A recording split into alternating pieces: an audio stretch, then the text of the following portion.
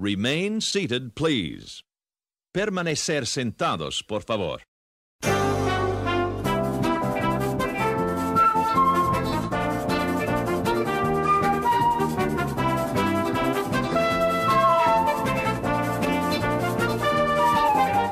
Matterhorn Matt presents Matterhorn Mondays. Welcome everybody to episode 78 of Matterhorn Mondays. I am your host, Matterhorn Matt. And I'm Alex the Historian. And today we've got a great, really wonderful stream planned for you guys. We're going to be getting into every single detail that was released this past week regarding Galaxy's Edge. Yeah, that's going to be our main topic for today. But Alex has a few things he'd like to say before we get into the main topic. But before we get into any of that, I just want to thank everyone for coming out to the live stream today. If you guys have not witnessed Matterhorn Mondays live, you can do so by heading over to my second channel. What is this even called? It's called Matterhorn Matt Streams. Yeah, it's called the channel's called Matterhorn Matt Streams. I know the name of the channel, and he's the one that owns the channel. I couldn't remember off the top of my head, but you can find it by going to youtube.com/c/Matterhorn Matt Streams, or it's on the sidebar of my channel. If you click on like the main homepage of my YouTube channel, it'll be the first one off to the right. Yeah, you can just go to the link if you feel like it. We got a lot of great people that come out to the live stream. But it's basically, guys get to chat, of course. We get to read the chat. A lot of amazing interactivity that goes on here. Yeah, if you haven't joined the live stream yet, I would highly recommend you guys do so. Yeah, let's see. What else do we have to get into before that? If you guys would like to be wished a happy birthday live on the podcast, you can submit your name and date using the form in the description below, or if you're watching live in the chat, you can do exclamation birthday. Pretty sure, yeah, Nightbot's working today. Today's birthday, this week's birthday, I mean, is Crazy 8 Wizard. His birthday's actually today, the 2nd of, what is it, March? Wow, it's already March.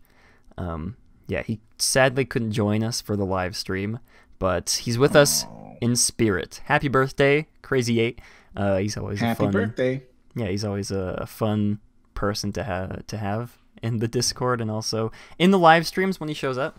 But yeah, like I said, if you guys would like to be wished a happy birthday on the podcast, link is in the description below. Just fill out the Google form. You don't have to put your real name or the year you were born. We just read off the month and the day. So if you want to say that you were born in 1800, that's totally fine, as long as the date and the month are correct. But yeah, I guess on that note, we're going to be getting into this week's news from the peak. Oh wait, no. I have to open my Snapple. I think I decided to name this segment Snapple Saturdays. That's a kind of catchy name. It kind of rolls off the tongue really well, and of course this is Mango Madness glass bottle, so we'll get right into this snapping right now. And last week I forgot to read the fun fact for you guys. This is real fact number 40. It is possible to lift a cow up. It is possible to lead a cow upstairs, but not downstairs. I don't know how I thought that said lift. I was so wondering where that sentence was gonna go. I was like, yeah. What? Here it is. If you guys want proof that I'm not lying, that you can indeed lead a cow upstairs, but not down. The snapping. You guys like Matt Snaps. The snapping. We'll come up with a name. If you guys can agree, like, if everyone in chat can agree and in the comments can agree on the name, we'll go with that. I just thought Snapple Saturday had like a catchy ring to it. I'm not peeing in the cup, by the way. This is me pouring my Snapple into the cup. This is my favorite cup that I got when I went to Disneyland this past December. I think I showed it to you guys before, but it's Mickey. Looks like the Small World facade. Starbucks, of course. I don't drink coffee. I don't know why I go into Starbucks to begin with. But anyways, now we can get into this week's News from the Peak. We now present to you News from the Peak. Okay guys, I'm gonna be honest with you. There's not a lot of news besides Galaxy's Edge stuff. Not a lot of news that happened this past week. So we only have 2 topics for News from the Peak. But our first bit of Disney news. How long has it been since Pixar Pier opened? I want to say maybe like 6 months. I'm going to go with 6 months. After a full 6 months of Pixar Pier opening to the public, after people paid $300 to preview the land, Jesse's Critter Carousel is finally opening in April, you guys, next month. It took them all these months just to repaint a carousel, to make new critters that people sit on to replace the seahorses that was there before, because it is replacing King Triton's carousel. But Pixar Pier June 2018. Don't you think they're rushing things a little? I think they might be rushing things, you guys. They might have to push it back to October of this year, just so they can make sure that they don't, make any mistakes or, I don't know, accidentally leave a seahorse instead of replacing it with a squirrel. But 10 months. I mean, for heaven's sake. There's, they had the emotional whirlwind ride. It's, it might be opening too early, Yeah. That is just, I don't even know what to say, guys. I do agree with Alex. They do need to take their time with this to perfect it because, really what Pixar Pier is, it's all about the little details, you guys. Pixar Pier, fantastically themed. There's lots of hidden Easter eggs all around the land. And I'm going to switch to an image of a very creepy, eerie image of the Jessie figure that has popped up in front of the Critter Carousel. So it's sort of like, it's not entirely nighttime when they took this image because there's still like a little bit of light in the background of the Incredicoaster, but it's almost like Jessie has like these evil eyes. It's just it's the glare, I think, from the Flash or something.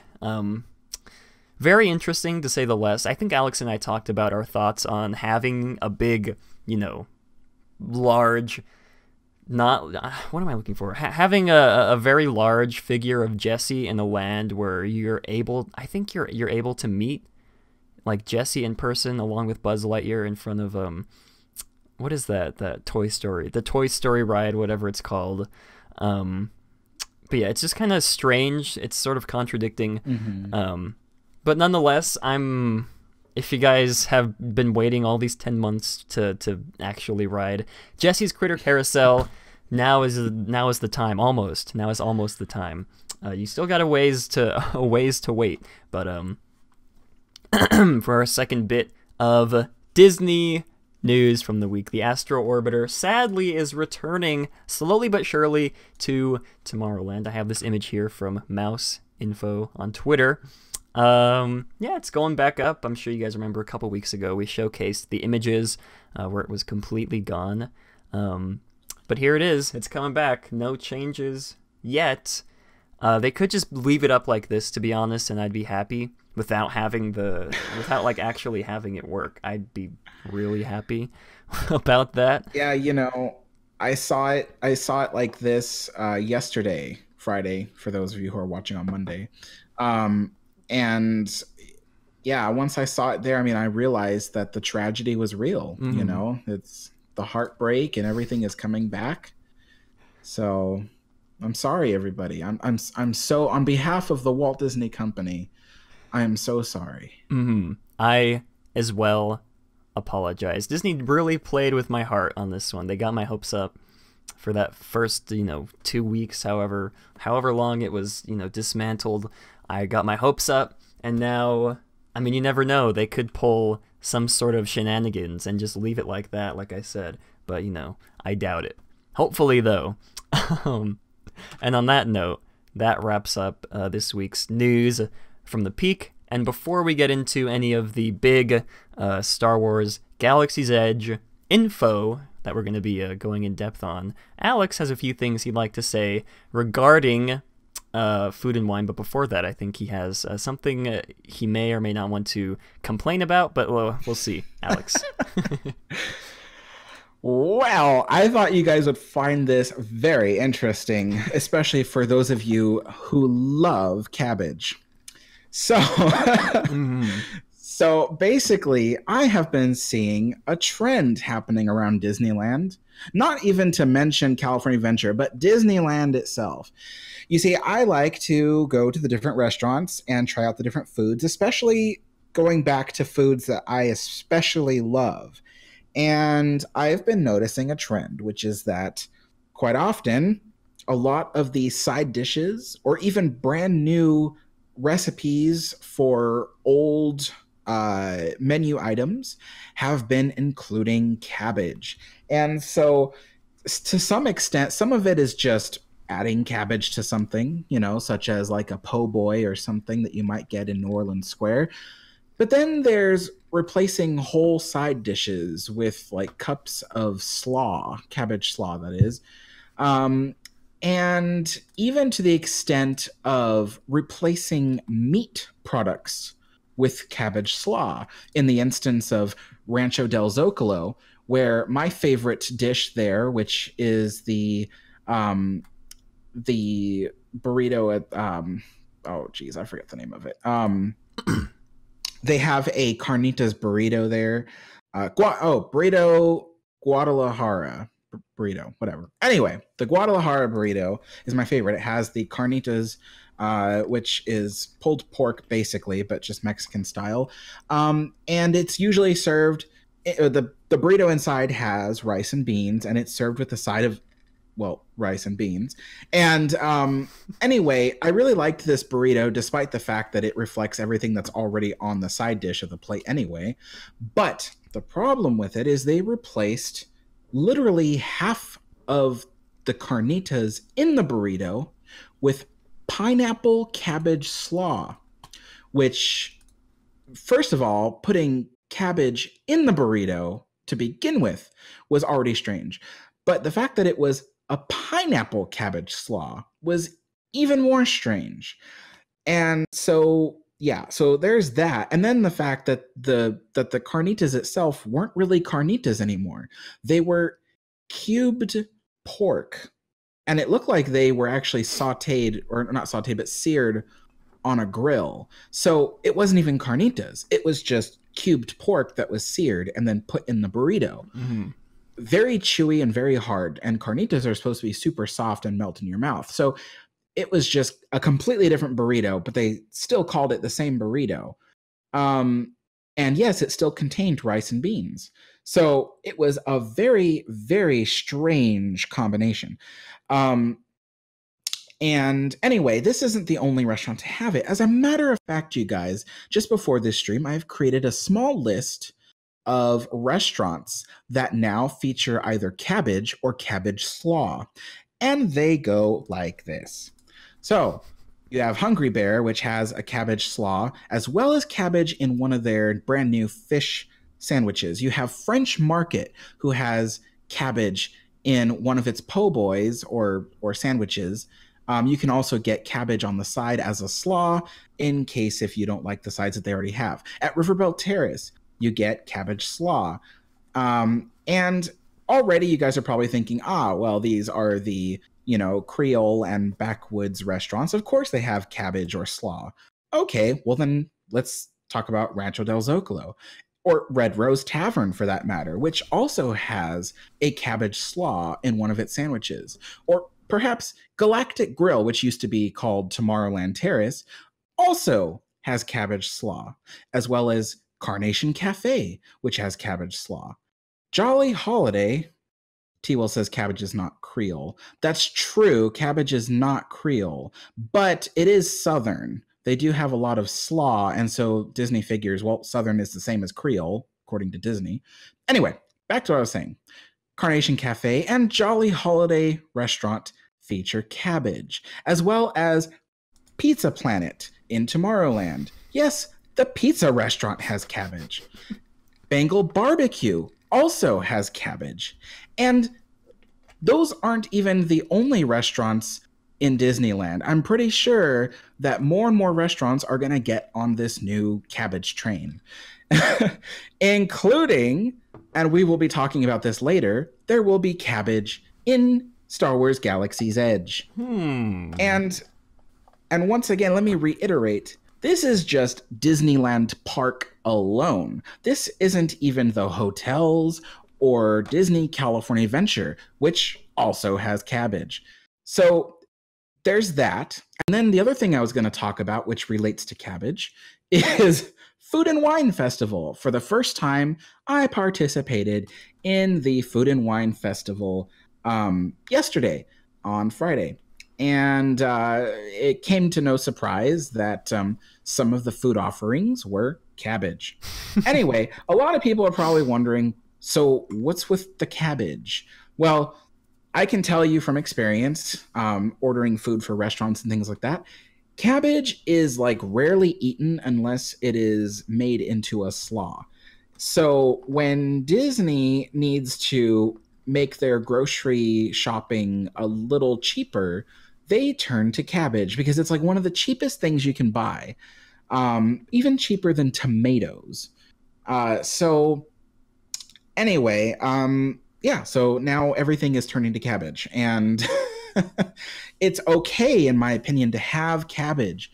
But the problem is when you start replacing meat, like in a burrito that everyone expects to have meat, with cabbage, it makes me really angry. And also the fact that there are literally like 100, at least 100 other options when it comes to vegetables that are not so popular to replace with cabbage, you know? And so it's just like, why cabbage? You know, it's not exactly the cheapest of the cheap ones, but anyway.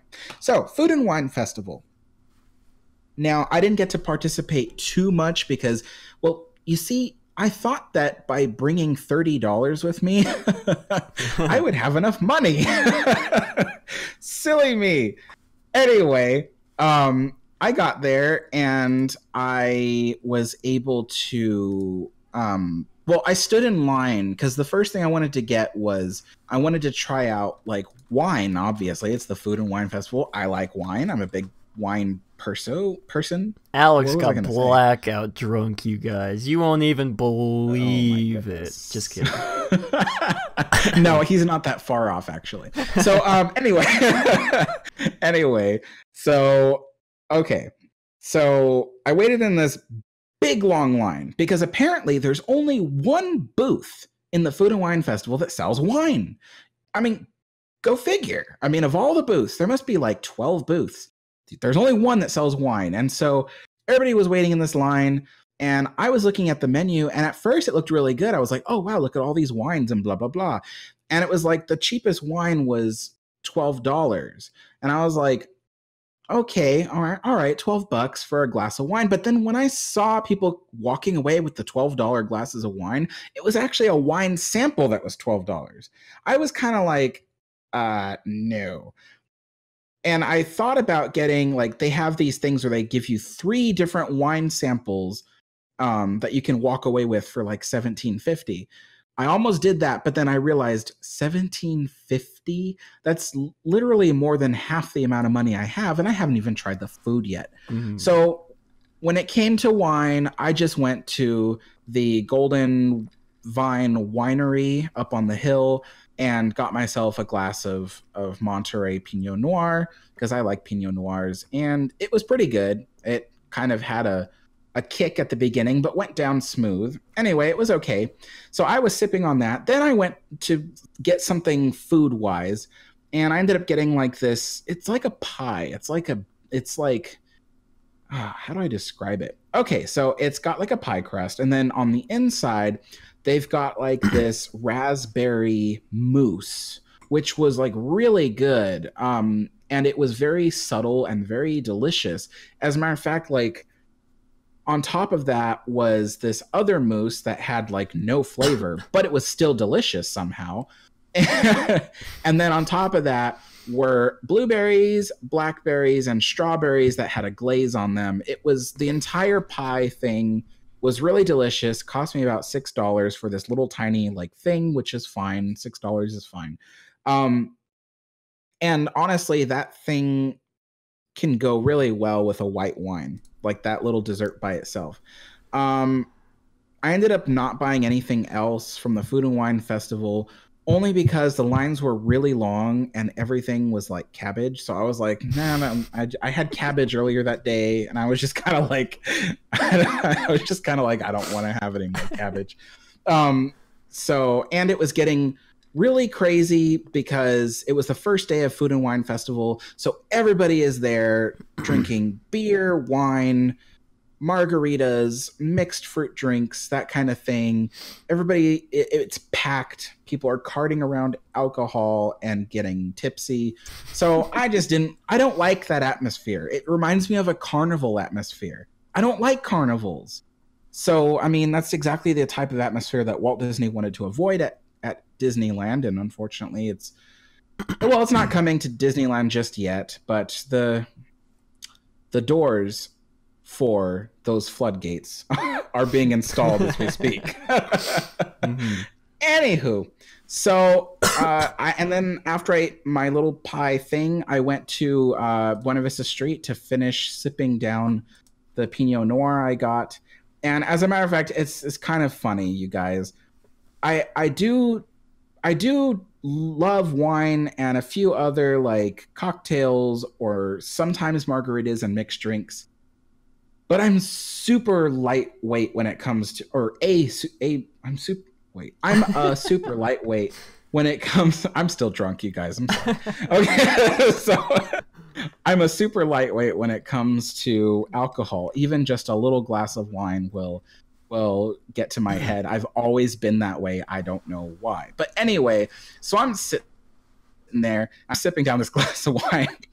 And I'm getting like really, really tipsy, like, like everything, the ground is starting to wobble beneath my feet. So I'm like sitting down, just enjoying my time. And I'm thinking in my head, like, maybe I should stop drinking this before I get like too tipsy, like not drunk, just a little, just almost there. And I was kind of thinking maybe I should stop drinking this before it gets any worse. But then I realized I spent like $12 on that glass, so it was going down. So anyway, I finished that and stumbled my way back to Disneyland and got on the railroad. So that was my experience with the Food and Wine Festival. It's great. They have some really cool food options. But I kind of realized that as a pass holder, I could get the $49 they have like this special pass that you buy for $49, and you can go around to the different food booths and get as much food as you want. And so I was kind of like, you know what? I'm going to come back someday, buy that pass and do that, because paying for individual things of food, like some of the food, by the way, this is all sample size food, could be anywhere between $15 to $20. So I was kind of like, if I'm going to pay $15 to $20, I want a full meal. So I figure I'm going to get that pass, and then I'm going to like go around to the different booths one day and just start. And that pass, that $49 pass, is good for the whole Food and Wine Festival season. Oh. So that is a deal. But once again, it's only for pass holders. So sorry, you guys. But anyway, I'm going to try that, and I'll get back to you on future podcasts and future vlogs that I do on my show, where I will try the different foods.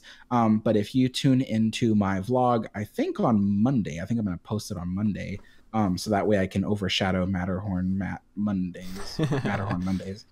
Tune into that, and you'll see me eating the pie and drinking the wine. You won't see me get drunk because I'm going to cut that out. But anyway,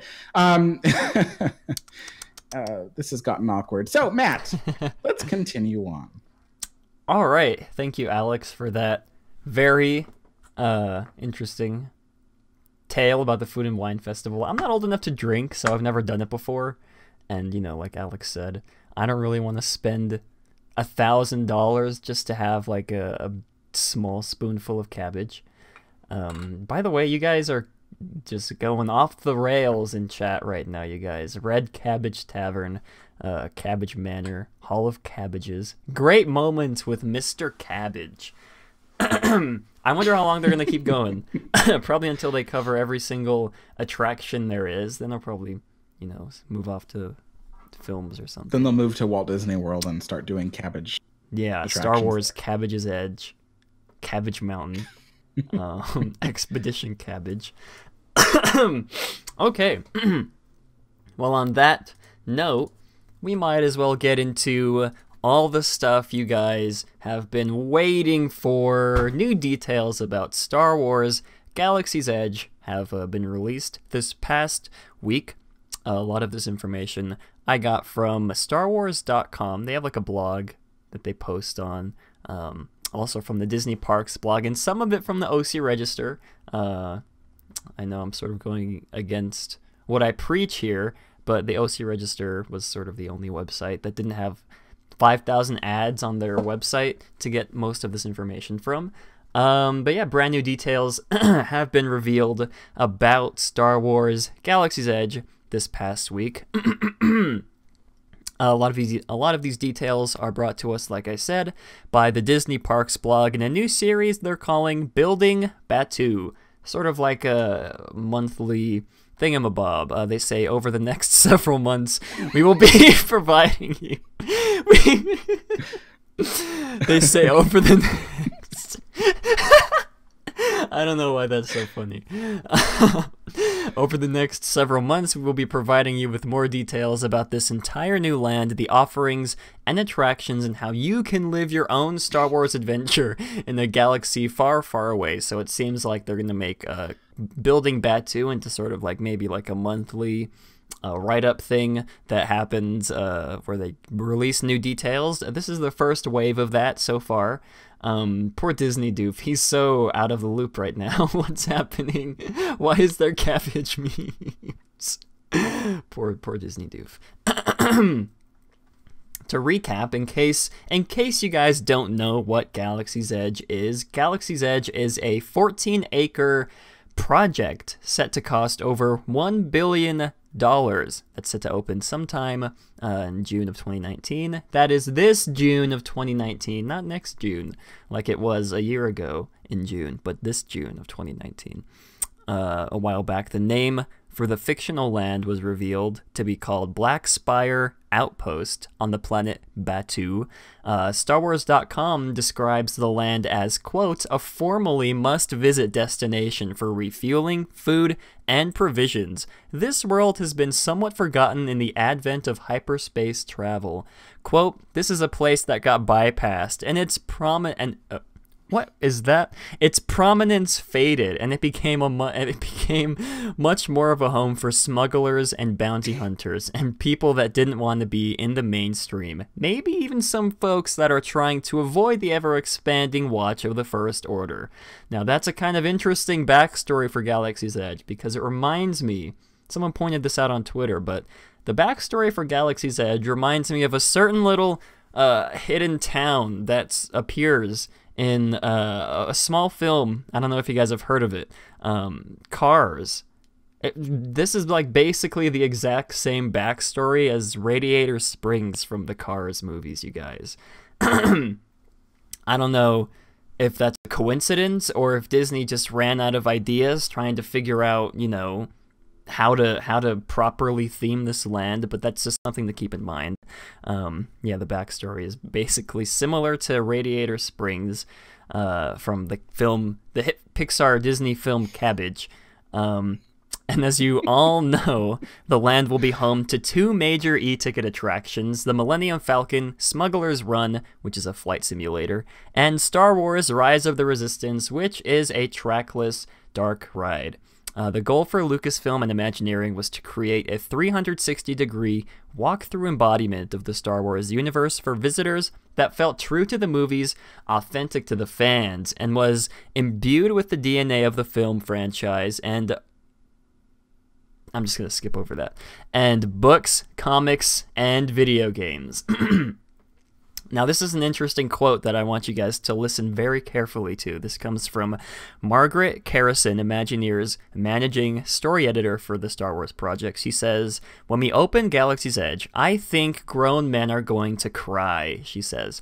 "I think people are going to fall to their knees and start kissing the ground. It sounds like a total exaggeration, but I feel like it's going to happen.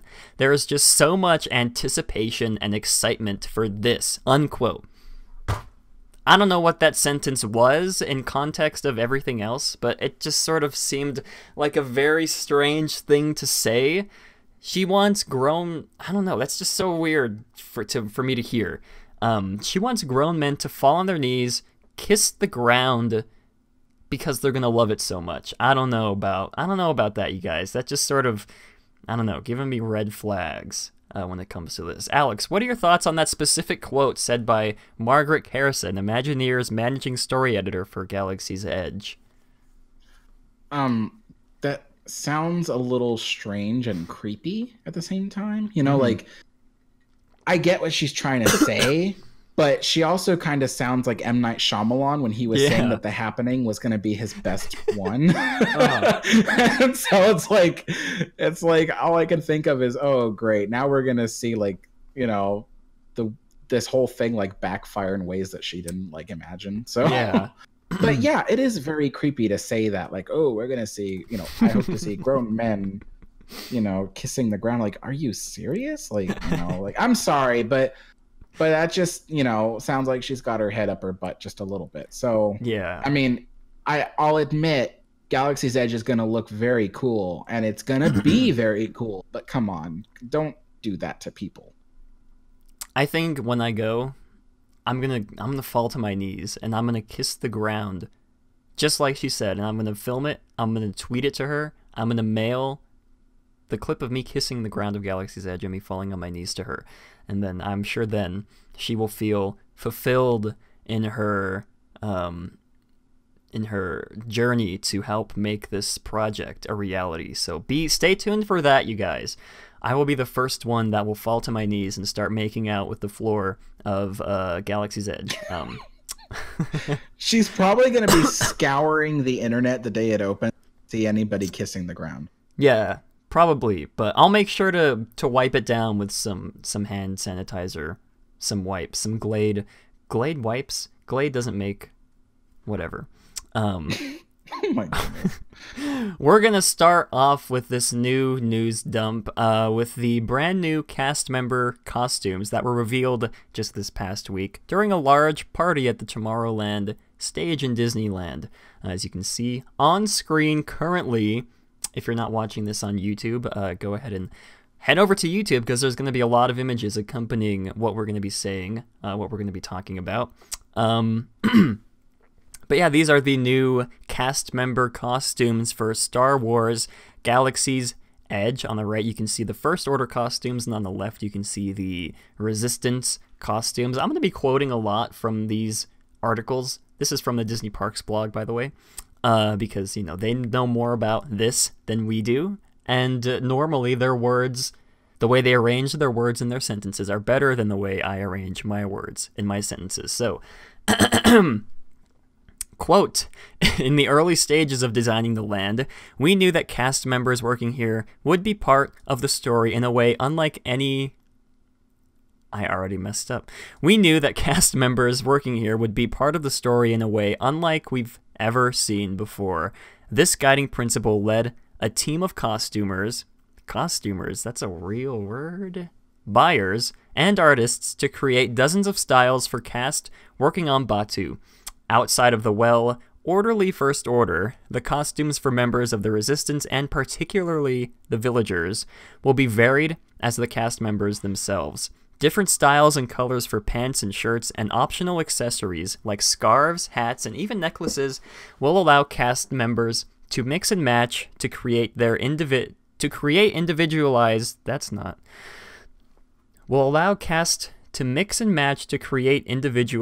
their part of our Star Wars story. That's kind of a broken sentence there. That I didn't mess that up. That was all them.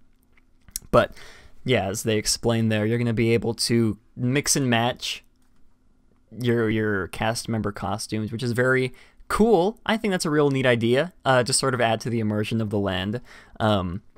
Scarves and stuff, I guess. I guess that's pretty cool. Resistance costumes are rugged, military-inspired uniforms with a soft, well-used feel. Vests and jackets feature patch details inspired by communicators worn in the films, and there is an optional hat to protect from the elements. An optional hat, you guys. Epic. This is the First Order costume. This costume is a powerful charcoal gray military-style uniform with structured shoulders taken directly from the looks we've seen on screen, in stark contrast to the other costumes seen on the planet of Batuu. First Order costumes are pristine, polished, and orderly. General Hux would have it no other way. There's just something I find very cringy, in my opinion, about like trying to relate these like in real life cast member costumes to like General Hux would have it no other way, to like the characters of the movies. There's just, I don't know, it's just kind of cringy to me. It's probably just me though. You guys probably feel a completely different way. Moving on to the Black Spire Outpost Villagers costumes. Well, I guess Alex, before we get into that, what are your thoughts on these brand new customizable costumes for the First Order and the Resistance? I think actually it's a really good idea, because that was one thing I feared was if everybody's wearing the same costume, you know, how are you going to believe that you are in a place where people are an individual? You know what I mean? Like, you know, like if there's one thing to be said that different Disney rides, attractions, and restaurants, they have costumes that differ from each other. However, all the cast members that work in that ride or restaurant or attraction all wear the same style. And so it's apparent that, you know, that there is no individuality, which is fine up until they created Star Wars Galaxy's Edge. And so that's where it came to be that you can't have everyone wearing the same thing. I mean, unless they're in the First Order or parts of the Rebellion, or not Rebellion, but I'm sorry, the Rebellion's old. What is it called now? Resistance. The Resistance. The Resistance. They should still call it the Rebellion. It's all the same people. Anyway, and what was I saying? And yeah, so the fact that the villagers are going to be able to customize and, you know, and make their costumes look a little different from each other is a good thing. I mean, the other thing too is that it's not just replacing and it's not just mix and matching the pants with the shirt versus the pants with the shirt, the vest, the hat. It's not just that. They will have different colors of pants, different colors of shirts, and different colors of vests. So the ability to mix and match is going to really change it up, you know. And then the accessories like the necklaces, the necklaces, the scarves, the hats, those will really help also to change it up. So I think it's a really good idea. And of course, the fact that they're still going to be wearing name tags, as far as we know, is also a good idea, because you also want to be able to tell a cast member from a guest. So, yeah. I mean, we don't see any name tags in these images, but yeah, it's presumed that they're going to be wearing name tags, because I mean, that'd be a stupid idea to not have them wear name tags, because like someone pointed out, this lady here on the right, she looks like a normal park guest. I mean, if it's cold outside, you know, someone wants to stay bundled up, she could, you know, pass as like a normal guest. But these costumes here are the costumes of the Black Spire Outpost Villagers. The Village costume collection is comprised of multiple shirts, bottoms, and vests for tons of mix and match options to suit preference and personality. There's also a suite of accessories, including scarves, necklaces, hats. Did I read this already? Hats and versatile... I don't think I did. Hats and a versatile pouch to further customize their look. So yeah, these are the Villagers, Black Spire Outpost Villagers costumes. Yeah, I mean, pretty interesting. Excuse me. Sort of moving on from that, you're going to be able to, well, let's see. First Order Cargo is a spaceport hangar bay that serves as the temporary base and landing spot for the First Order. First Order officers have brought in crates of gear, uniforms, and other supplies to win the hearts and minds of locals and visitors to the Black Spire Outpost. So these are presumably the places where you're going to be able to buy shirts and costumes that sort of match this. And then the Resistance supply, Resistance members and local sympathizers oversee a makeshift stall that supplies Resistance uniforms, pins, badges, hats, helmets, jackets, maps, tools, training supplies, and food rations, and other items. So very, you know, going to be able to mix and match along with the cast members, I think. The other thing, too, that I think should be mentioned, because a lot of people are probably looking at these cast member costumes and thinking, oh my gosh, like the cast members are going to be so hot in those costumes, especially during summer or if they work in Florida. So there's something else about this article that that Matt was reading earlier. At the very end of the article, they talk about how they created an illusion with the costumes. The illusion is that they're wearing layers. They're not really wearing layers. They're wearing very thin layers with the option to wear thicker layers during the cold weather. But like, for instance, if you see the cast member on the right, how it looks like she's wearing a gray shirt with like a pink overshirt and a blue vest, it looks like she's wearing 3 layers on top. But really, it's just 2. Because it's not a pink shirt over the gray shirt. It's the pink and gray is the same shirt. And it's not double layered. It's just designed so that way it looks like the gray is sneaking out from underneath the pink. So and then they chose a lot of fabrics because they realized that cast members, especially the ones in Florida, are going to need moisture wicking, also breathable fabric. So they chose special like combinations of cotton with other fabric to make it breathable and yet comfortable. And so they kind of did that. And then if it gets cold, like here in Anaheim, like it does in winter, they will be able to wear layers over that, such as like thicker, longer vests, coats, maybe coarse coats. Actually, every land ride and restaurant offers coats to their cast members.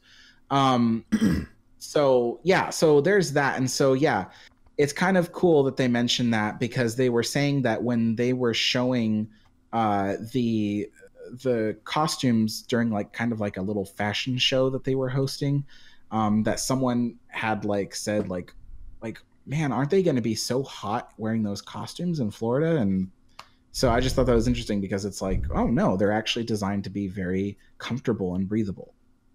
Yeah.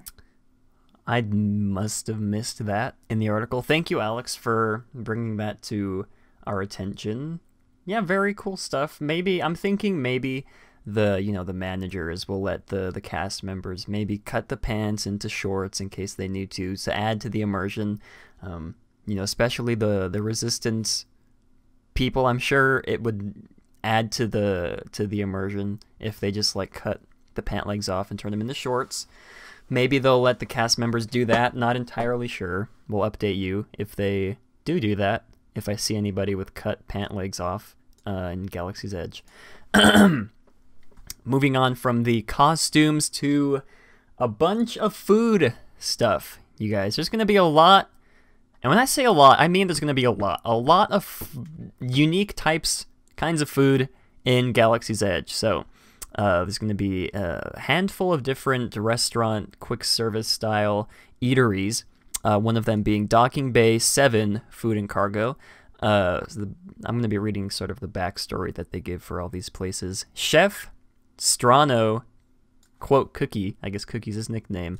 Chef Strano Cookie Tuggs has traveled throughout the galaxy following his longtime gig as the chef of Maz Kanata's castle in Takanata, I guess, and brings exotic flavors and unusual dishes to his traveling diner, Tug's Grub. And there's also Okay, this is part of the food. My notes got messed up, but this is part of the food eateries that they're gonna have here. Let's see. So, whatever this image is, it's very hard to tell. This is sort of the Ronto. It's called the Ronto Roasters, I believe. A recycled pod racing engine fires up a spit of exotic meats, meticulously turned by a former smelter droid, 8D-J8. Guests can even sample some of the tasty Ronto fare. This is where this sort of loses me, is when we get into the lore. I'm not really, I don't want to know how many girlfriends my fictional chef has had when I go to get food. You know what I mean? Anyways. Wait, what? Do you guys know what I mean? I don't want to like know the backstory of every single character in this art or in this land. That's just sort of where they lose me, I guess. I guess it adds to everything, but it does add to it, but at the same time, it's like it adds to it in a way that no one cares. You know, like okay, for instance, like they named the place Black Spire Outpost. It's like, okay, like it makes sense that the little city that you're walking around in has a name, right? But then how confusing is it going to be to the average visitor when they're asking like where the restroom is, and each cast member they ask says, oh, it's at the other end of Star Wars Land. Or the other one says, oh, you're almost there. It's just on that side of Batu. Or then like the other cast member it's just says, past Ooga Booga's castle over there.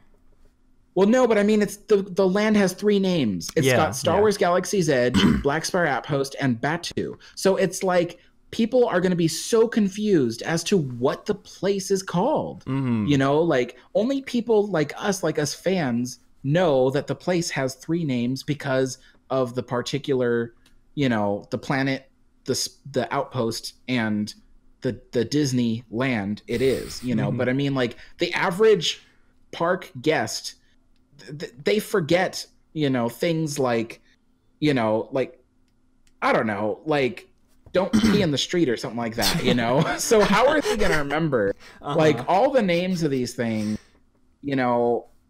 And even like another restaurant you're going to talk about later, it has this really long name. It's like Docking Bay 7 Food and Cargo. It's like, why don't you just call it Docking Bay 7? Or why don't you just call it Food and Cargo? Like, why do you have to call it Docking Bay 7 Food and Cargo? Like, people are going to get so confused when asking where that restaurant is and what it's called, so that way they can identify it. And people are just going to be like, you know, they're just going to be so confused. Anyway, so yeah, I'm sorry. Go on with what you were saying. Yeah, no, I 100% agree. I'm thinking maybe they'll play like a short little preview clip before every guest enters the land. Maybe they'll give them like an iPad and some earphones to listen in, and then they'll go over the entire lore of the land, just so everyone's caught up. That's probably most likely what they're gonna do. From here on out, until I make note otherwise, we're gonna be going over the food from Docking Bay 7. Docking Bay 7 Food and Cargo is the full name, like Alex said. This image here, left to right, the drink is the... I'm really going to struggle pronouncing these made-up words, so I apologize in advance. There's another thing that I'm not a fan of, is these, like, Ooba Gooba drinks, that, like, the words that they make up. I don't know, I can never pronounce them. This is called the Meilooornrun.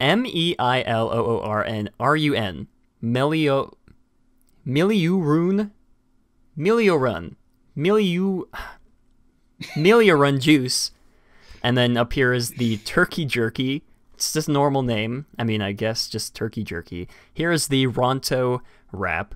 Yeah, that's all Docking Bay 7. And then moving on here, Felucian, I think that's how that's said, garden spread. Looks sort of like I guess not vegan, because that looks like meat there. But looks like we got some. It's not meat, actually. Is it not meat? It's not meat. It's like a vegan brownie substitute. They say that it tastes like beef. So they say it tastes like beef, but does it really? The dish looks good. I'm gonna try that too sometime. Yeah, it looks like it's got some of that spicy. I forget what it's called, but that sauce that they serve on the tacos at the Mexican restaurant in Frontierland. Wait, what dish are you talking about? They serve. I can't remember the name of the restaurant, but when I went there this past December and No, got not the. that one. I mean, what Star Wars Galaxy's Edge food were you talking about? Because I'm talking about the one with the balls. With the meatballs? Yeah, you got a picture on screen right Yeah, now. no, yeah, shows... that's what I'm talking about. Yeah. Oh, because you were saying that it was a. Because you were talking about the wrap right afterwards. So I was No, like, no. That's the previous image right here. That's the Ronto wrap. The previous image that I had up. For any viewers who are wondering why I'm so confused, it's because the only way I can see these images is by stream, and the live stream is on a delay. So I don't always see what Matt's looking at when he's looking at it. Yeah, so we eventually will come up with a way to circumvent that.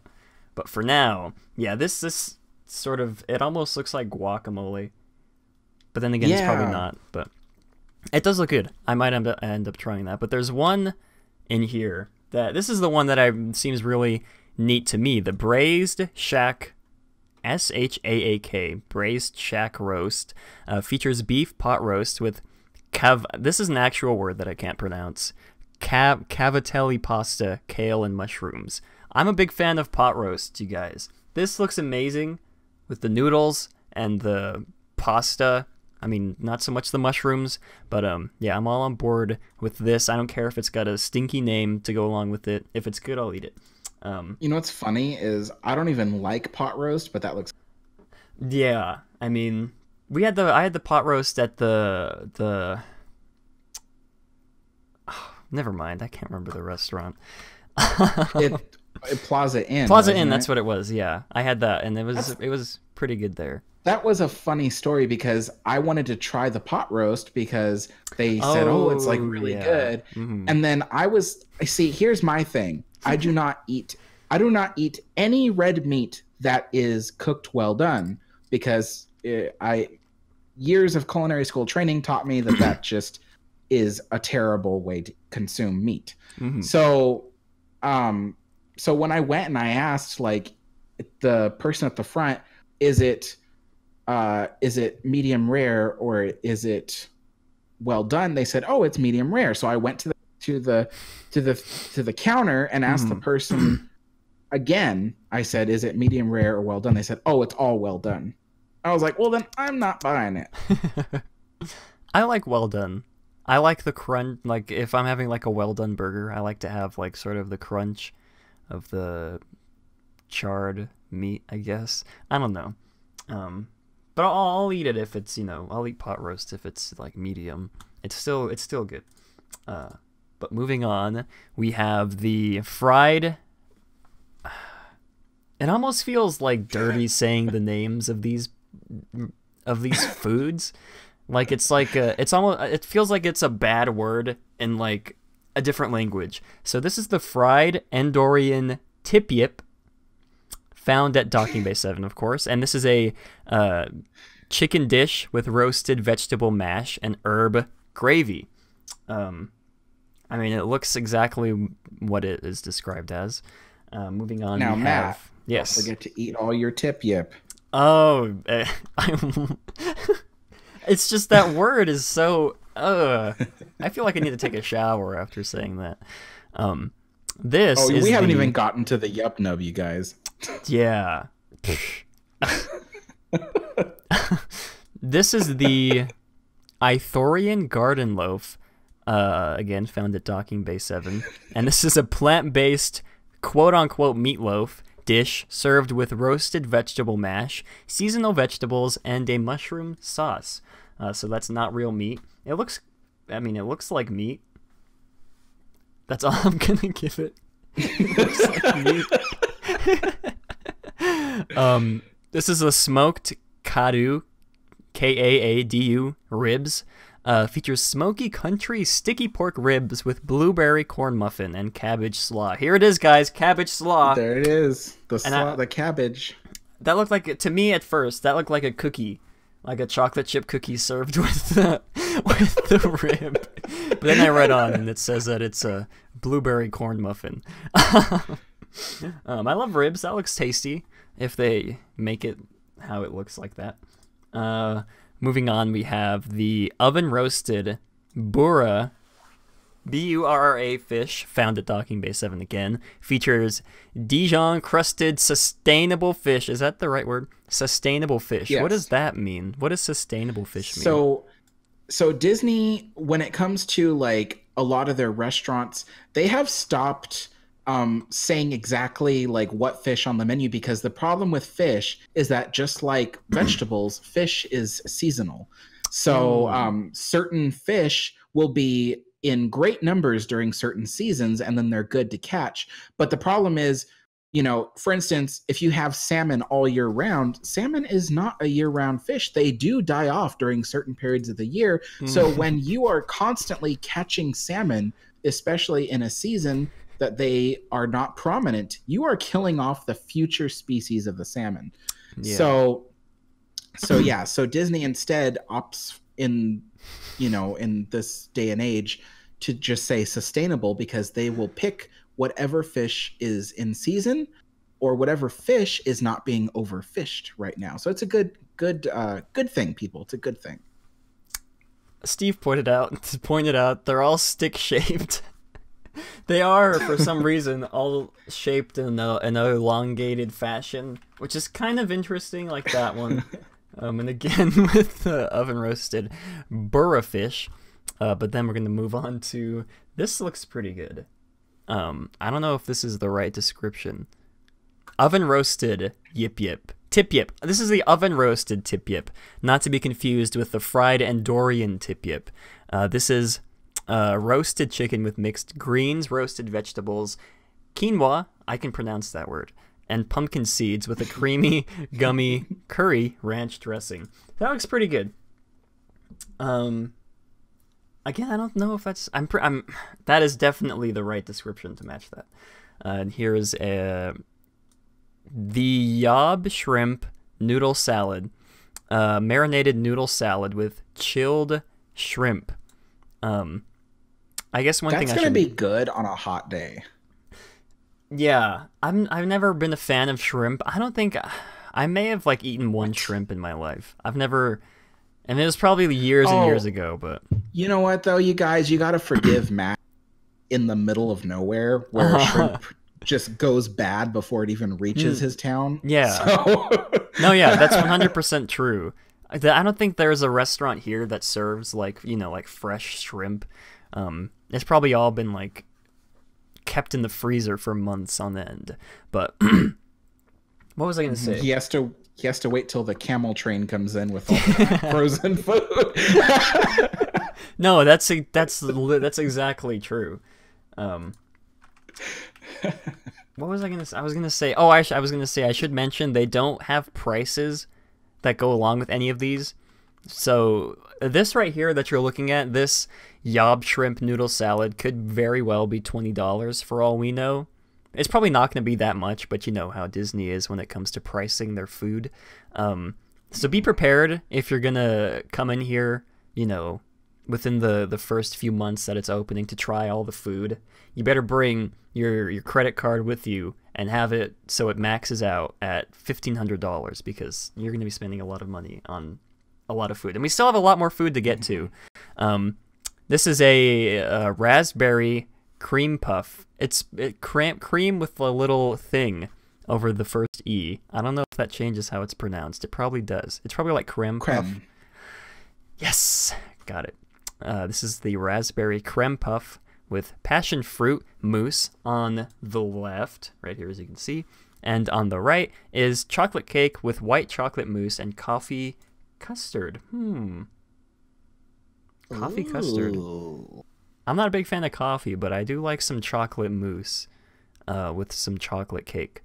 White chocolate mousse. And moving on to... Looks like there's mustard on that plate. Yeah, it does look like mustard. And that's sort of what I'm wondering about this land. I guess to sort of segue into something completely different, because from the very beginning, we knew that they were going to get really creative with the types of food that they have in Galaxy's Edge to, sort of theme it, make it as immersive as they can. They don't want to, come out, serve you, a burger on, plain bun, in Star Wars Galaxy's Edge, and I was sort of wondering, like, when we found that out, if the food choices, then the way that they prepare them is going to sort of not necessarily, like, scare away the people who come to eat in here, but it's, you know, I mean, if I didn't know what that was, I think that green stuff would be like mold growing on a billiard ball or something. You know, with the hint of mustard, of course. So it's gonna be very interesting to see how well. Just be lucky you haven't seen them do anything super creative with octopus tentacles. Okay. Oh my gosh. So I mean, I don't mean like that. I mean like, you know what? I'm just gonna say. No, yeah, I know what you mean. Yeah. You know, like it could look alien. It could look, like completely alien. I'm gonna stop talking right now. No, yeah, I totally understand what Alex was going for. But yeah, that was sort of the one thing that I was very curious about coming into all these releases about Galaxy's Edge, is whether or not the creative foods that they're going to be offering is going to sort of scare away the, like the normal family who just, eats chicken strips and stuff. But I guess they can leave the land and get chicken strips at like the another land. But I mean, you'd assume that they'd want to eat in the land if they're going to be in there. Like they waited 5 hours just to get inside. You might as well just eat there. But yeah, that'll be interesting to see going forward. Someone said they'll switch to hamburgers and fries by 2030. Probably. We'll see. Moving on to the drinks from Docking Bay 7, left to right. Left one is the non-alcoholic. Oh, these are both non-alcoholic. They don't give any description as to what these are. The left one, the red one, is called the Fatro, and the right one is called Moof Juice. So the Moof Juice one is like a hold on, actually I have the descriptions of these.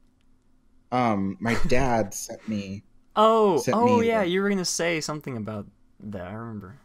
I was, but that's the funny thing, is everything like you said was exactly like from the thing he sent me. You see, my dad is a cast member and he let me in on some information.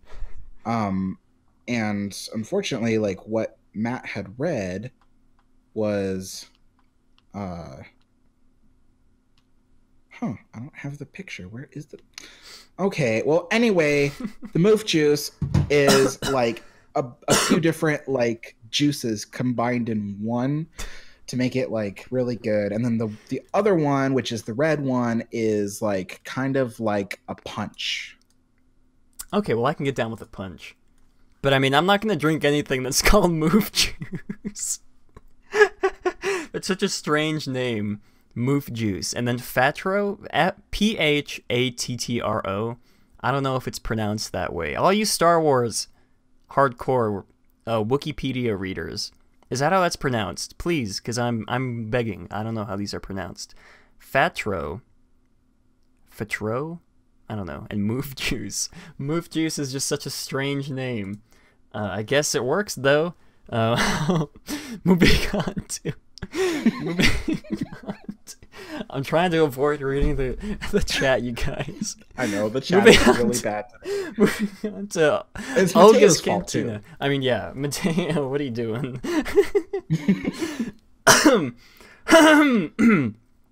Okay, moving on to Olga's Cantina. I'm sure you guys remember this is going to be the first cantina in Disneyland to serve alcohol.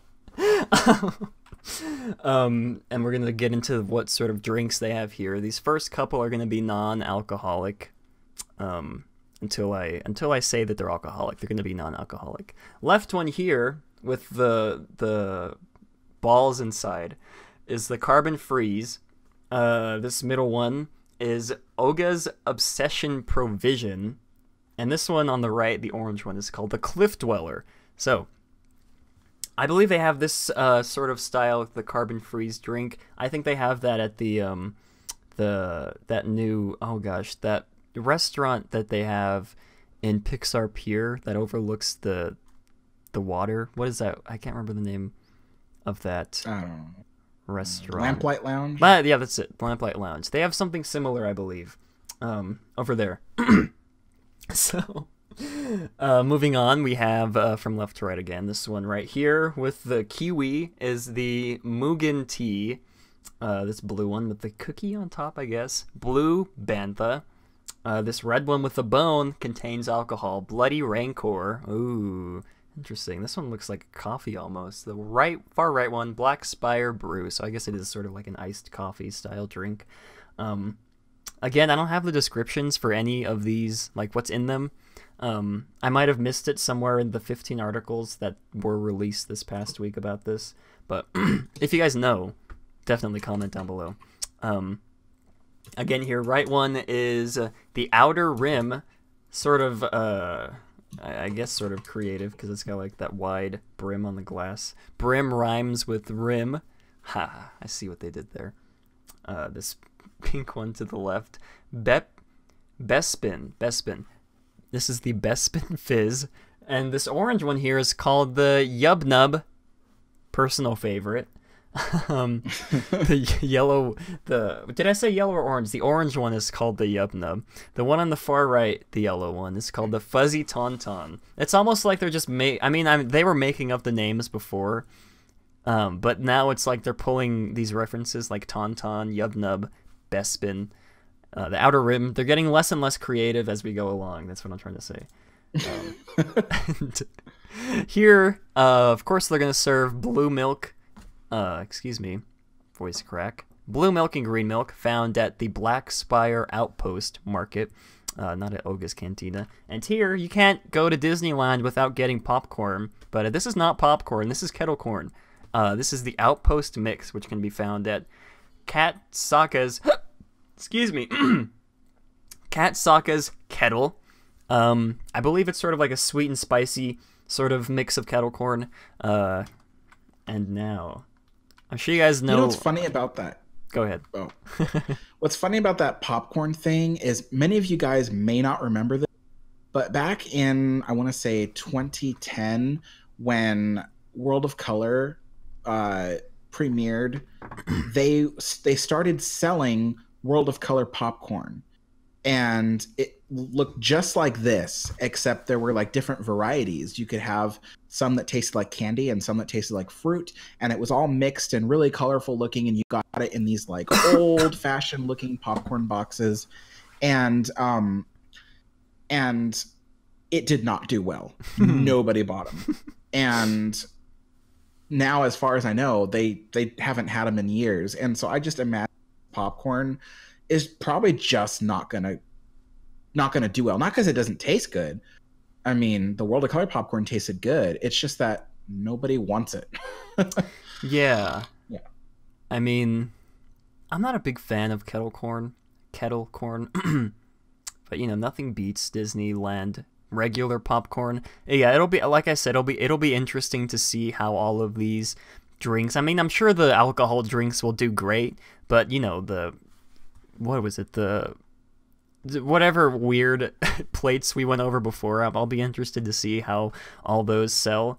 But Alex, what are your overall thoughts on the culinary choices Disney has made for the Black Spire Outpost? My overall thoughts, while they are named very strange, I mean, we should expect strange names, is that it's delightful. I think it looks very delicious. They have a lot of different options. It definitely represents very inspired and innovative ways of turning food into something that seems like it's straight out of Star Wars, but while it's still familiar.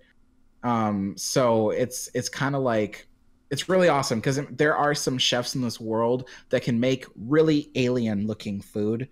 But Disney has decided that it's got to still look human. So that way, well, I mean, not that you're eating human.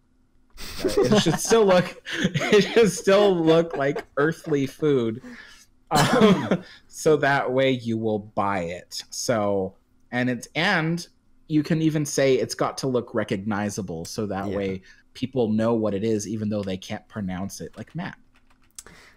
Yeah, I'm sure people are not going to be calling these foods by their actual name. Like, I'll have the shrimp bowl, please. They're not going to say, oh, can I have the Yob shrimp noodle salad, please? And, is there, like, there's no, like, hands, like Star Trek, there's no, like, hand sign that they do to, like, signal You know, something. there are times when Disney comes up with, like, names for food that I just will not repeat. So, things like the Yub Nub drink, I am not saying that. I'm sorry. Like, I'm I going to know be saying Yub that a Nub lot. you know, Yub Nub dates back to the original trilogy, and you know, but I'm sorry, there are just certain things that I'm not gonna say. And there have been certain names that Mateo has posted in the chat that I will not repeat either. So we've sort of scrolled past that, so thank you guys for clearing up the chat.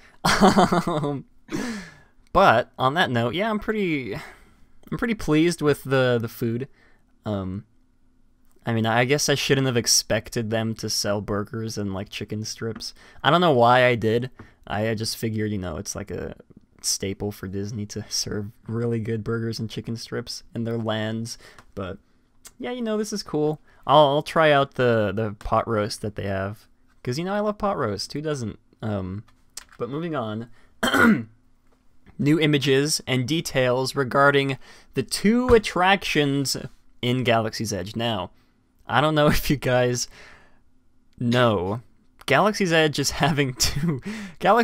2 very impressive attractions, you guys. First being Millennium Falcon Smuggler's Run, and the second being Star Wars Rise of the Resistance, which, quote, promises to deliver on some major Star Wars fantasy fulfillment. I think that is actually the name of the band in Star Wars, the Cantina Band, now that I think about it. What Mateo is saying. I think that's actually the name. Now, anyways. Moving on. let's not acknowledge Mateo. Moving on.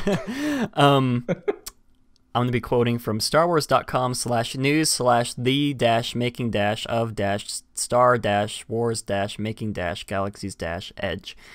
If you guys would like to find the link, it'll be in the description below. And Smuggler's Underneath Run. the name dash. Yeah. It's Star Wars Smuggler's Run.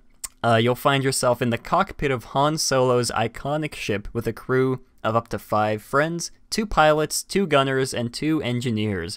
You will fly it, fire its cannons, and manage its controls. It's a completely interactive experience. So if you don't fire and hit the TIE fighter that's coming after you, it may get some shots and create some damage on the ship that you'll have to fix. If you don't fly right, you'll smash into a wall. You're truly in control of what happens on your mission. Not really a lot of new details regarding this. I just figured I'd read over the descriptions that they gave, because these are official descriptions of the rides. I don't believe we've gotten those just yet from Disney themselves, or I guess from Star Wars themselves.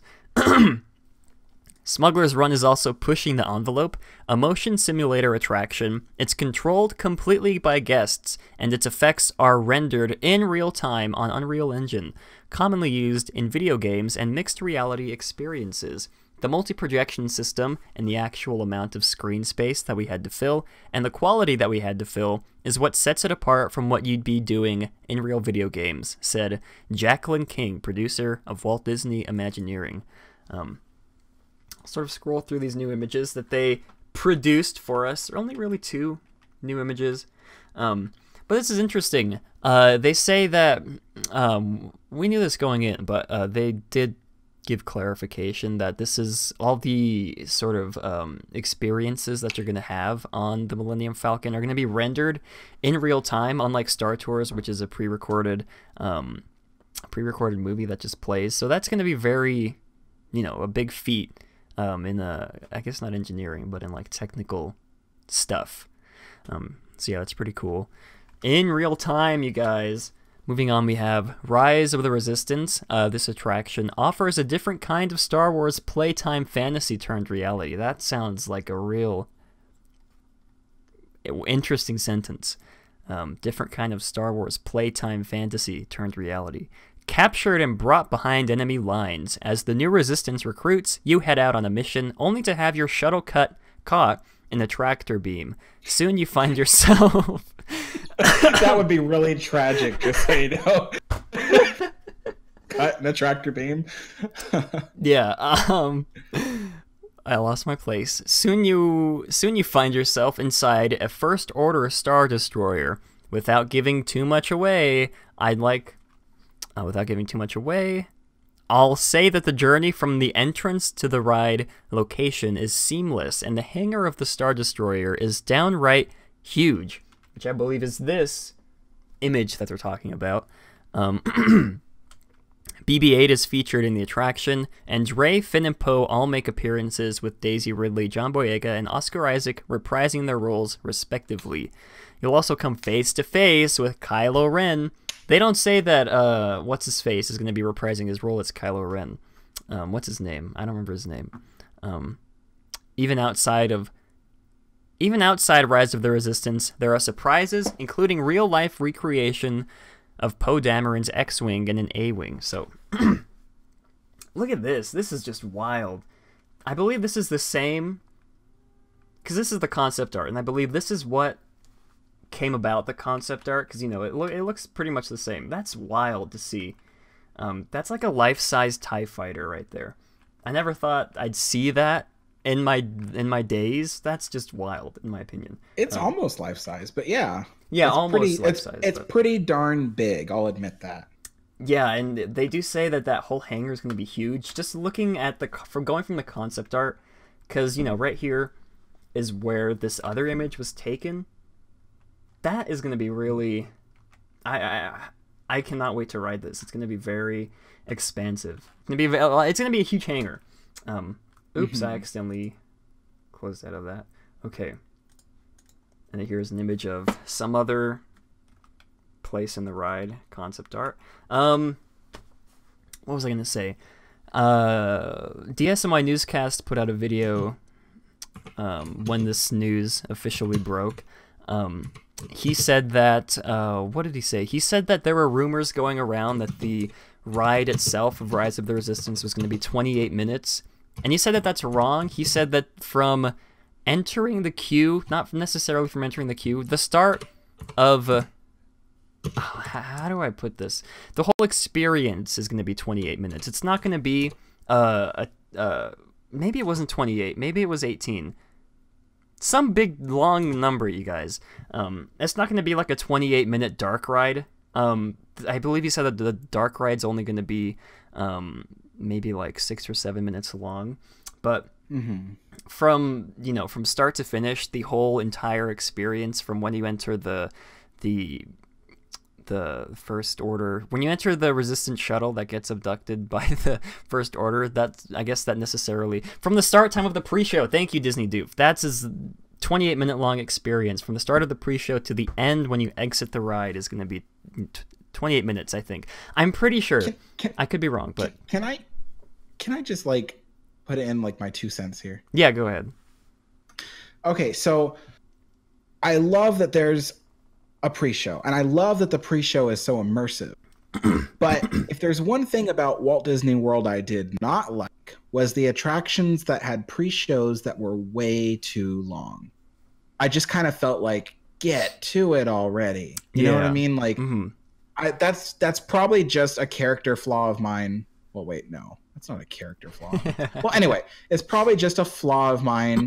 You know, you guys probably love the extended pre-shows. But, like, I don't know. I just kind of feel like,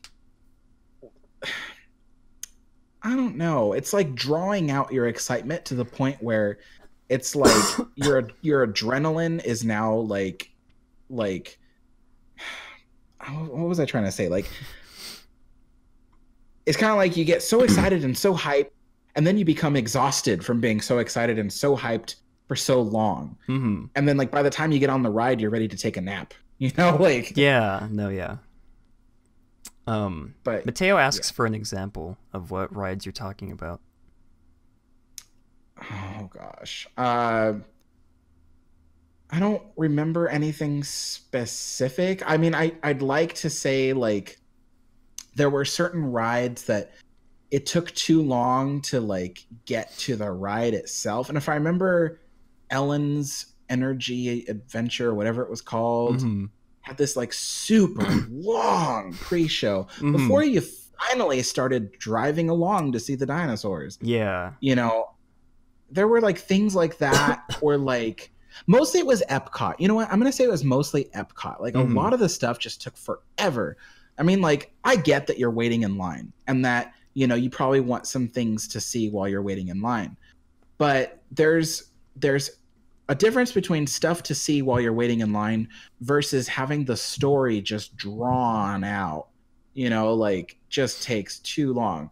Haunted Mansion at both parks is nice because you see like the stretching room and stuff like that. But it's brief enough that you don't feel like you're just waiting for the excitement to happen, you know, like yeah. I don't know how else to describe it, honestly.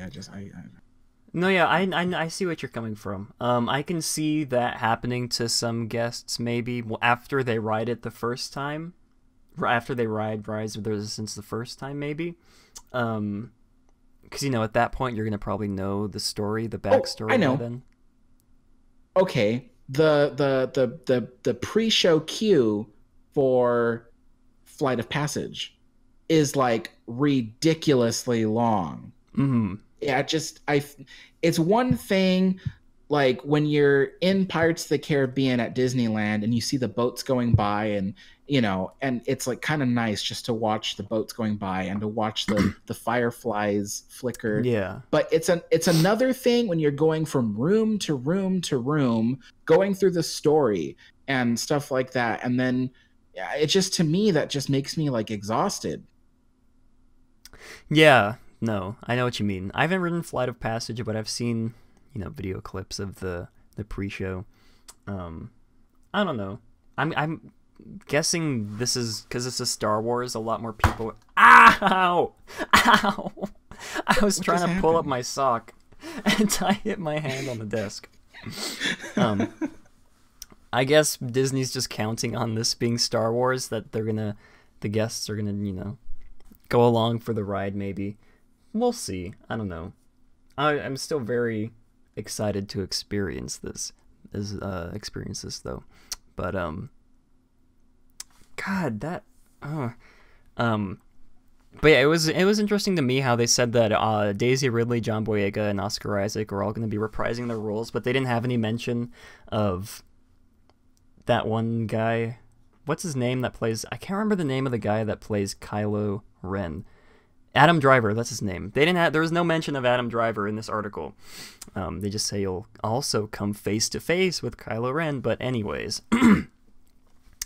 back to the article. Quote, part of Rise of the Resistance involves a ride on a trackless vehicle. To fine-tune the experience, Imagineers would drive the vehicle in a test space while wearing a VR headset loaded with the attraction's imagery, such as menacing AT-ATs.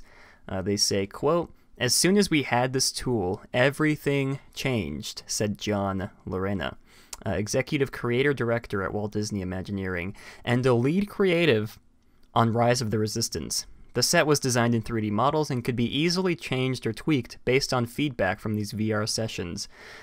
Quote, that liberation, again and again, allowed us to hone and perfect the way that we told our story. The days of testing experiences with cardboard box obstacles is over. That's pretty cool. Using VR headsets to put yourself in the ride so you don't have to actually mock it up in real life. That's a pretty neat idea. Here's a video. I like to showcase this video to you guys. Disney's A1000 Advanced Robotics Animatronics featuring Hondo, I can't pronounce this, Hondo Onka, who's going to be part of the Smuggler's Run attraction. I thought you guys would like to see this. Oh, it's loud. I'll have it muted. It's very loud. I was like, oh, it's loud. It's basically just showcasing the animatronics that are going to be featured in Galaxy's Edge, and that is very fluid movement, in my opinion. You can see there of Hondo, last name guy, Alien Man. Look at that. That's really neat. I'm guessing Look at how many functions he has. Like he does a lot of he has lots of different points of articulation. Mm-hmm. You know, like this impresses me. When people were talking about the new Bell animatronic that swings around the lantern looking in the darkness, like I was not impressed with that because she had like almost 0 points of articulation. But this animatronic has a lot of articulation and lots of movement. So I'm impressed with this animatronic. Yeah, Hondo, last name guy, Alien Man. This is his full name. Yeah, I'm guessing this is going to be featured in the Smuggler's Run Millennium Falcon attraction, because Hondo, last name whatever, is supposed to be a prominent figure in that attraction. If you look really closely, you can actually see him lifting his leg a little. Let's see. I think one of his legs will be able to kind of bend at the knee, so he can like yeah, I see. So it looks like he takes a step. That's really neat. Please don't copyright strike me for this, Disney. Yeah, very excited to see that. Let's move on to, well, I guess, Alex, there's really not much to add on to any of this, but what are your, I guess, overall impressions of the new details revealed for the 2 new attractions in Black Spire Outpost? I am impressed, I must say. If you guys remember several months ago, I was very reserved, to say the least, about a lot of these things, but the stuff that they've shown for these 2 attractions, not even to mention the rest of the land, but just these attractions alone, they have some really cool details, and it looks like there will be no shortage of animatronics, which is something I had feared from the beginning, seeing as the biggest like thing nowadays is screen rides. Mm-hmm. So I so far I'm happy, and I can't ride, see what they're like.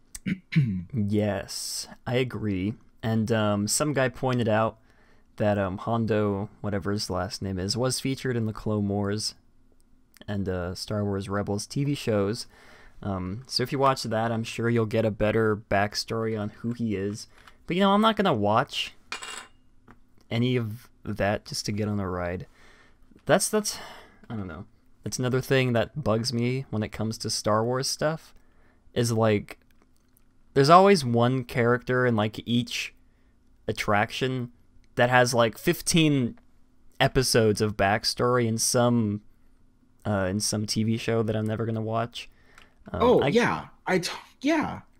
It makes me mad because I'm a fan of the original trilogy, and I've seen every Star Wars movie since then, but I don't really watch the TV shows because they don't really interest me in the way that the movies do. Mm-hmm. So it's kind of like all these characters are from the TV shows, but I'll never know who they are or even why they're there. And anybody who tries to explain it to me, I'm not going to accept. So, you know, it's just... Anyway, yeah. I mean, granted, I have heard that the TV shows Clone Wars and Rebels are really good, but you know, I'm not gonna watch those. Anyways, moving on to merchandising. You guys gotta know, Disney's gotta get that sweet moolah from you buying all their Star Wars merch. But this kind of merchandise is not going to be the kind of it's not going to be your grandma's kind of Disney merchandise, you guys. This is going to be hand-tailored, handmade merchandise dedicated specifically to Star Wars Galaxy's Edge. Starting off here, you'll see the Droid Depot. You'll be able to build your own droid at the Droid Depot, you guys. That is 100% completely epic. You can see R2 right there. You can see BB-8 right there. And I'm guessing it's going to be sort of like a screen-based thing. You click right here, click your body parts that you want. I want this droid's feet. I want that droid's arms. I want that droid's face. I want a narrower torso. Yeah. Ay, ay, ay.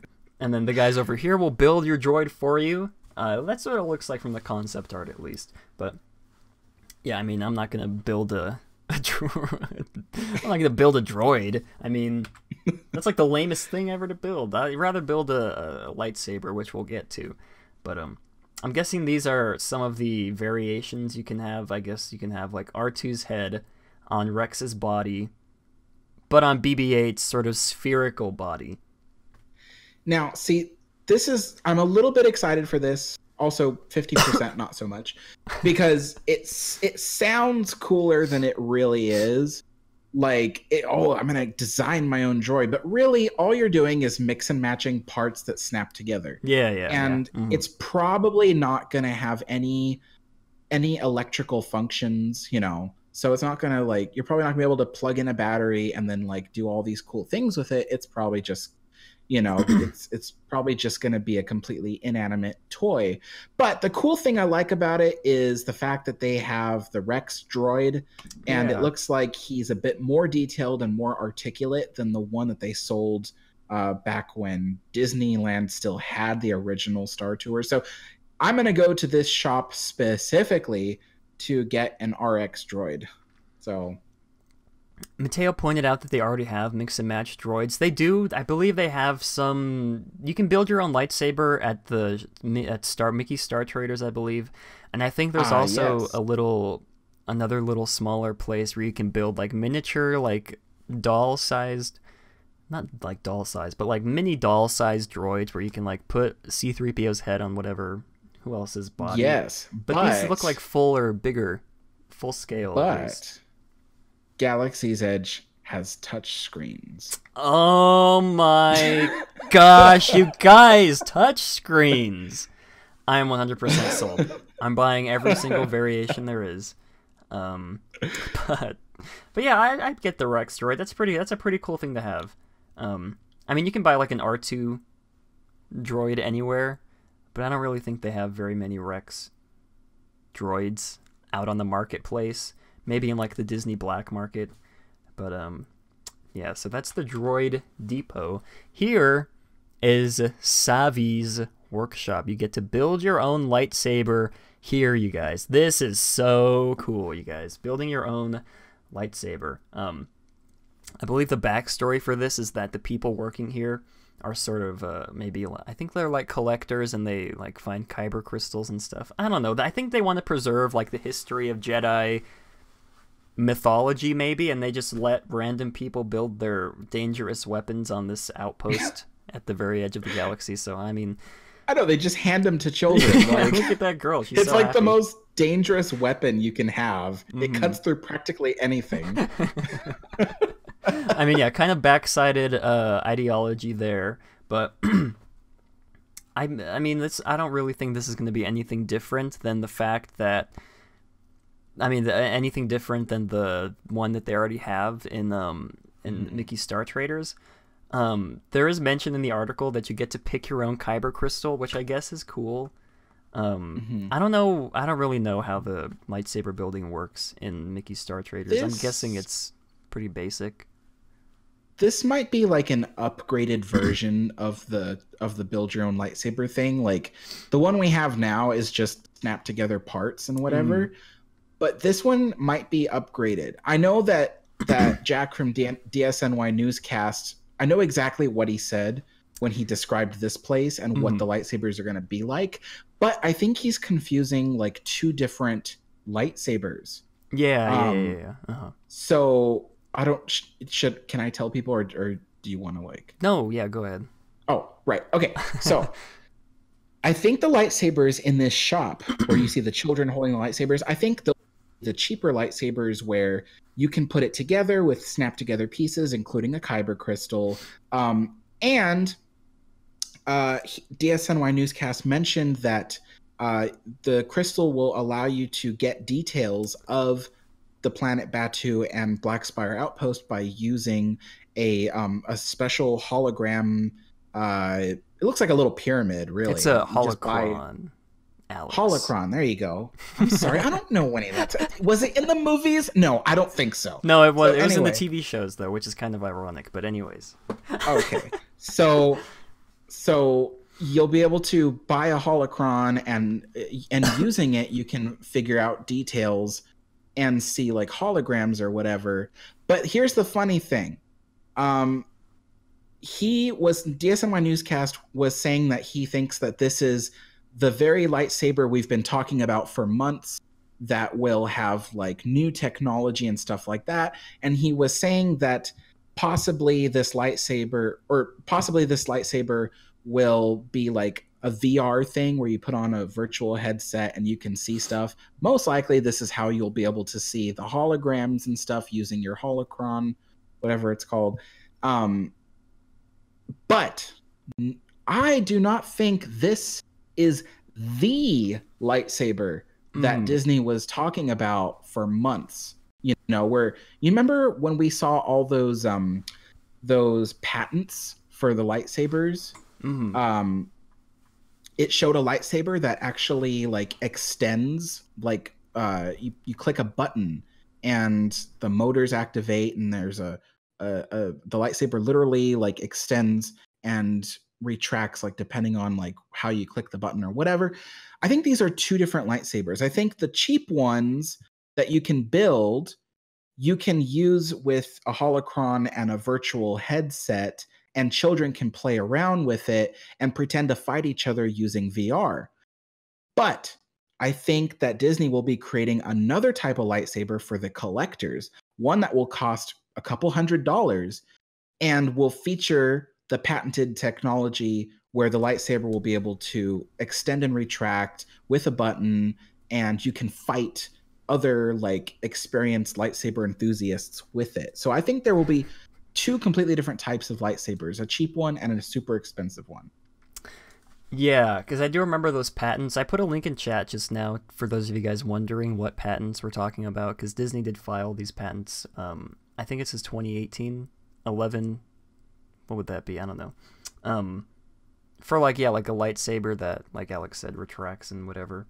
I don't really think Disney would announce that with just this one image with like no description. I feel like they're gonna wait on that to announce, and it'll be its own big thing. Like, hey, we just invented this actual real life lightsaber that probably doesn't cut anything, but that actually, you know, push a button that goes up and down. I'm waiting for that because that'd be kind of cool to have. I mean, I wouldn't really spend like $600 on it, but it'd be neat to have. But anyways, here's some images of the lightsabers you're gonna get to build. Very plasticky, you guys. I didn't know these fancy collectors used plastic like we do to make lightsabers. That's really cool how they the real immersion, I guess. I gotta commend Disney for paying attention to these smaller details. It's the material that extends across the galaxies. Here is Doc Ondar's Den of Antiquities, you guys. Doc Ondar, an animatronic Ithorian, I think, who runs the black market on Batu. Doc Ondar's Den of Antiquities promises to be filled with treasures ranging from holocrons to ancient Jedi stone carvings. If you're shrewd, whatever that means, he may even barter with you. Whatever that means. Oh, God. You can see Doc, good old Docky up there, perched above with this lady talking to him or her. I don't know if it's a dude. I don't know if he has a gender, maybe. You don't want to assume it's gender, trust me. Yeah, I'll just say Doc. I'll call him Docky. That's a cool name for him.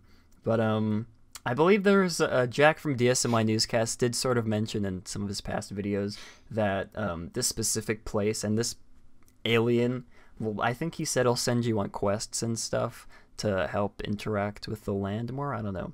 I think it was also revealed that a lot of the interactivity stuff that you're going to be experiencing in Galaxy's Edge is going to be through your mobile phone, smartphone, through the Disney Play Disney Parks Play Parks app. I don't remember what it's called. So that's pretty cool if you're into that kind of stuff. Very excited to see. They haven't really released any new details regarding all the interactivity stuff. I guess here's some of the cute little toys that you can buy here. Oh no, this is from something else. This is from okay, this is from the creature stall. It's very confusing, guys. There's going to be a lot of, I don't know, a lot of weirdly named places. The creature stall will offer creatures of the galaxy, including porgs, tauntauns, and more. I'm assuming they're not real porgs, because it says will offer creatures of the galaxy. So I don't know if they're real porgs or if they're real tauntauns or not. They look like plushes to me. Yeah, it is too bad. I was looking forward to roasting a porg. Yeah, I as well. But these are kind of cool. I mean, right? These are cool, I guess.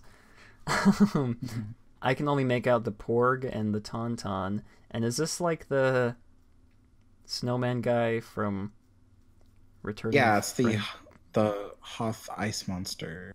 Yes. Hoth, that's the name of the plant. I haven't seen those movies in a while. Yeah. Doesn't even look Hoth, it looks cold. Oh my gosh. Did you guys hear?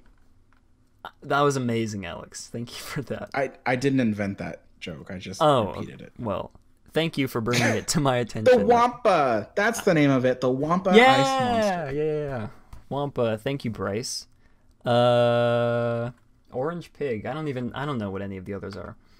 Moving on, we have the Toydarian Toy Maker. What a great coincidental name. Toydarian Toy Maker. Stall. This will feature an assortment of artisan-style plush characters, wood and tin toys, and musical instruments. Yeah, so it looks like they use the type of wood right here that looks like plastic, but it's actually wood. Again, you got to commend Disney for those smaller details. But yeah, these are really cute. These are really neat. What's the word I'm looking for? I can't think of the words I'm looking for. They're really cute. You wouldn't find these in they almost look like they're almost like Japanese style. Yeah, a little bit. You know, like the little cute thing that they do with the big eyes and the you know, and the oversized heads and stuff. Well, except for Yoda, he already has an oversized head. Yeah. It almost looks like I think we used to do this like project in middle school where we get to like sew our own toys. This reminds me of that. Not that I would not expect that I'm that from a small town. I mean, they do look like handmade. Yeah, that's the word I'm looking for. They look handmade, which I guess is sort of in canon with the lore of the Toydarian Toy Maker. I buy one of these. Were they handmade by a handmaiden? Oh, got him. But yeah, nonetheless, these toys I approve. I feel like you'd find them on Etsy almost. You probably could for cheaper. I could probably sew my own for cheaper. Anyways, this is Black Spire Outfitters, a clothing boutique that will offer Jedi attire that you can mix and match and much more, you guys. Mix and match. So you get to buy your own Jedi or Sith apparel. You can mix them too as well, I guess. If you want this gray torso dress maybe with the brown overcoat. Or if you want the tan mustard color robes, you could have the black sort of hooded thingamabob. I am so going to that shop and buying clothes. Yeah, I can't imagine they'd be cheap though. But I mean, yeah. I just hope that they don't force me to dress like Jabba the Hutt. You know? Yeah. I mean, I'd dress as Jabba the Hutt if Disney asked me to dress as Jabba the Hutt, I'd do it. I don't know. Anyways, The last there's no image for. The Jewels of Bith, which sells accessories and other trinkets to treasure. No image of that. What I could from what I could find, but that is all the new information. It only took us an hour and a half. That is all the new information we have regarding Star Wars Galaxy's Edge. We hope you're all excited about all this amazing... You know what I just realized? I didn't prepare awards with Walt. I promised last week, and we didn't. Gosh darn. I failed, you guys. I'm so sorry. I'm pretty sure that's all the information. If I missed anything, be sure to comment down below and let us know in the chat right now if we did miss anything. I'm sure you guys know more about this kind of stuff than I do because I read off. I don't know. I had to go through like 15 articles to find all this information for some reason. Anyways, Bryce said he sent in something for spooky stories with Salamander.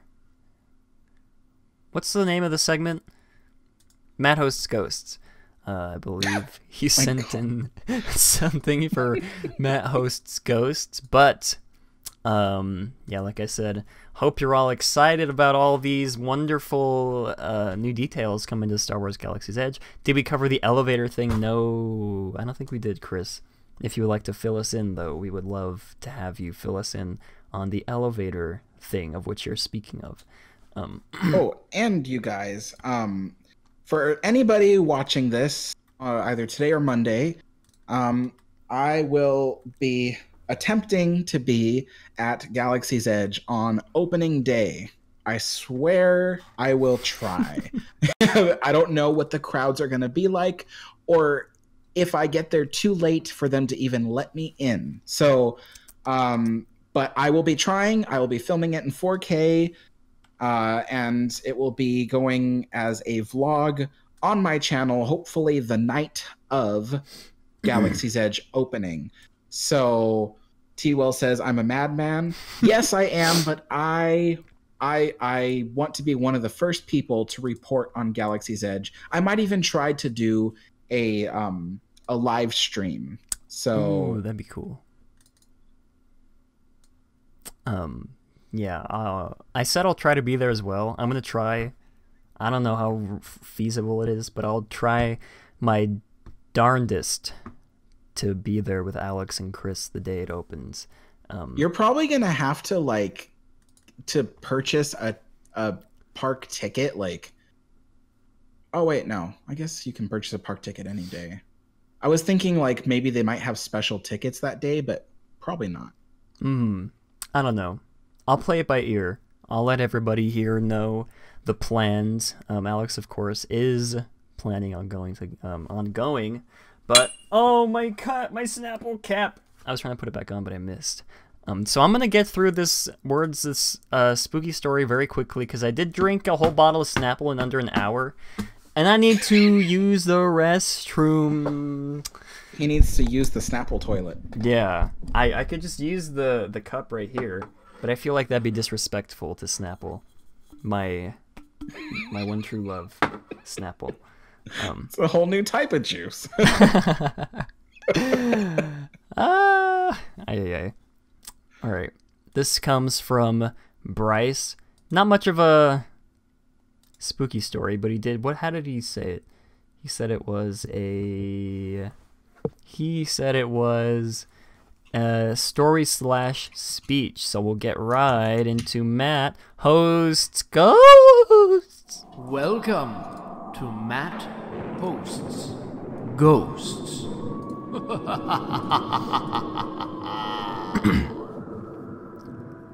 This is called A Plea for Help by Bryce Mackenzie. I did read through this time. I read through it.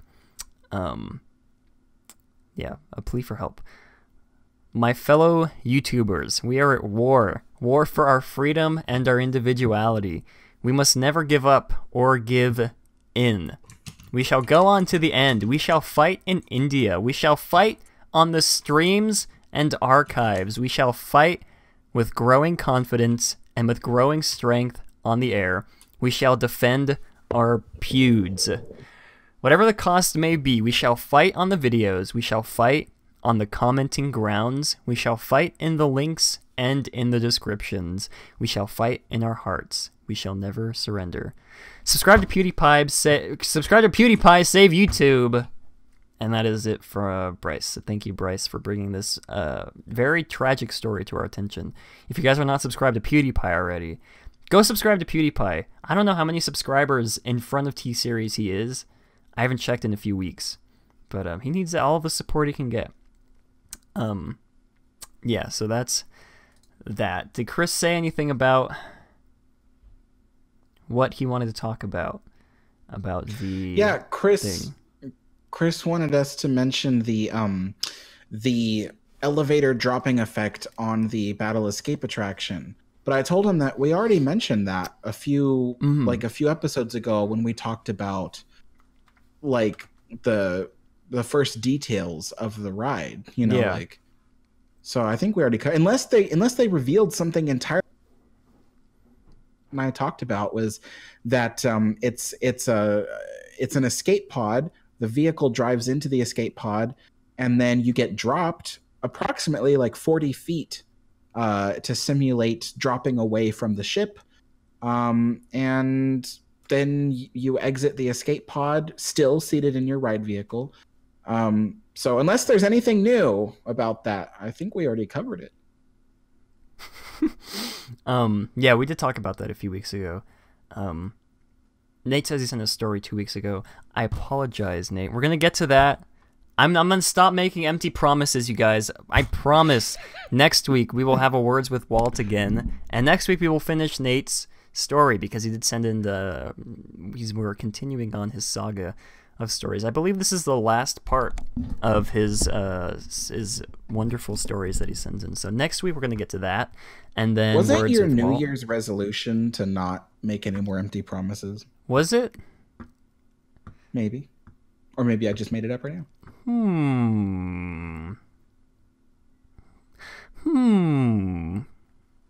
Maybe I promised myself to not promise myself to not make any empty promises. Well, you guys, it seems that Matterhorn Matt has to make some late night tinkle. So, yeah, I do.